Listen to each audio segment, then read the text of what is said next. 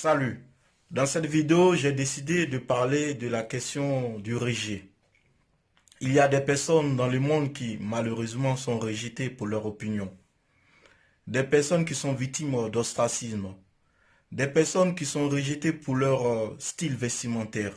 Des personnes qui sont rejetées parce que elles ne sont pas en bonne santé. Des personnes qui sont rejetées parce que elles sont incomprises. Des personnes handicapées ou rejetées. Des personnes qui sont victimes, malheureusement, de ce manque d'amour. Et parfois, elles sont affectées et elles décident de se replier sur elles-mêmes et abandonnent tout. Dans cette vidéo, je vais te montrer la vidéo d'une personne qui a su surmonter chaque étape, qui a su surmonter chaque obstacle au point de devenir une personne très célèbre. Je te laisse suivre la vidéo. Commençons par où vous en êtes aujourd'hui. À quel point Alibaba est grand? Combien de personnes se connectent tous les jours? Combien de personnes se connectent par semaine? À quelle vitesse grandissez-vous? Nous avons plus de 100 millions d'acheteurs qui se connectent à notre site tous les jours. Et nous avons créé 14 millions d'emplois en Chine, directement et indirectement. Et nous sommes passés de 18 personnes à 30 000 personnes. 18 personnes dans mon appartement et maintenant nous avons un campus entier. En comparaison à 15 ans en arrière, nous sommes grands. Mais en comparaison à 15 ans plus tard, nous sommes juste un bébé. Vous avez essayé d'entrer dans 3 universités.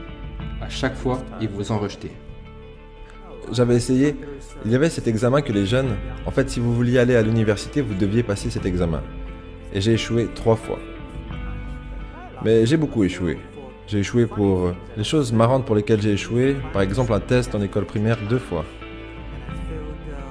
Et j'ai échoué 3 fois en école secondaire.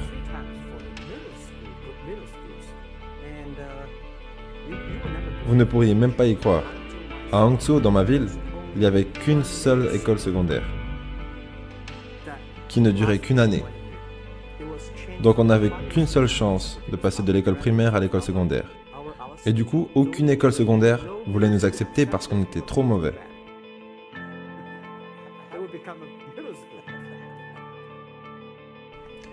Quel effet ça a eu par contre de vous faire rejeter? Vous savez, je pense qu'on doit s'y faire. Nous ne sommes pas si bons. Même aujourd'hui, nous avons encore beaucoup de gens qui nous rejettent. Je pense que quand j'ai été diplômé de l'université, mais même avant ça, pendant 3 ans j'ai essayé d'entrer à l'université. Et j'ai également postulé pour des jobs. J'ai été rejeté une trentaine de fois. Je suis allé à la police, ils m'ont dit non, tu n'es pas assez bon. Je suis même allé chez KFC.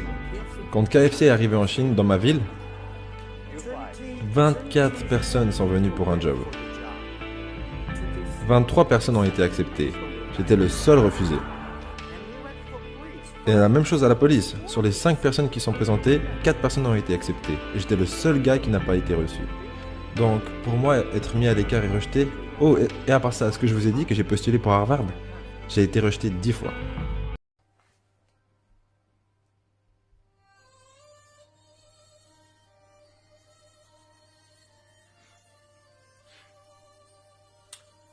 J'ai moi aussi été plusieurs fois victime de rejet. Et je sais combien de fois c'est difficile de se relever. Je voudrais que tu saches que tu as ta place dans ce monde. Je voudrais que tu te relèves et que tu reprennes ton destin en main. Je voudrais que tu te lèves comme Jack Ma qui, face à chaque situation, a su trouver le bon côté des choses. Lève-toi et recommence. Recommence tes projets. Recommence tes entreprises. Recommence l'école. Retrouve la joie. Le rejet fait partie du monde. Le Seigneur Jésus-Christ, le prophète Mohammed, paix à lui, a été aussi rejeté. Tu n'es pas la seule personne qui est rejetée. Mais sache que le rejet contribue à te forger. Le rejet contribue à faire de toi ce que tu seras. Le rejet fera de toi un homme. Lève-toi et commence à combattre. Parce que l'humanité a besoin de toi. Parfois, les gens attendent que tu surmontes ces difficultés pour te dire qu'elle t'aime. Malheureusement, le monde est injuste. Je t'en prie, lève-toi et commence à te battre car tu es un guerrier. Cela me rappelle aussi Sundiata Keita de l'épopée Mandingue, qui s'est levé face à toute cette humiliation, à déraciner le baobab.